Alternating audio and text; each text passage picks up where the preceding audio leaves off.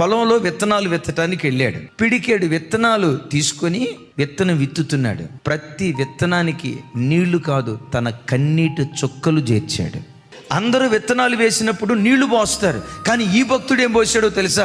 ఒక్కొక్క విత్తనానికి కన్నీటి చుక్క. అయ్యా, ఈ విత్తనం మొలకెత్తాలి, అయ్యా ఈ విత్తనం మొలకెత్తాలి. ఎక్కడెక్కడి నుంచో డబ్బులు తీసుకొచ్చి పొలంలో పెట్టుబడి పెట్టానయ్యా, నా విత్తనం కుళ్ళిపోకూడదయ్యా. ఇస్సాకు విత్తనాలు విత్తితే 100 పంట పండిందట కదా, నా విత్తనాలు కూడా అలా ఫలించాలని విత్తనానికి తన కన్నీటి చుక్కను చేర్చాడు. విత్తింది పిడికిడే, కానీ కోసేటప్పుడు పనళ్ళు మోసుకుంటూ వస్తున్నాడట. అరే, విత్తింది ఎంత? విత్తింది పిడికిడే, జస్ట్ పిడికిడే, కానీ మోసుకొని వచ్చేటప్పుడు మాత్రం పనలు మోసుకుంటూ వస్తూ ఉన్నాడు.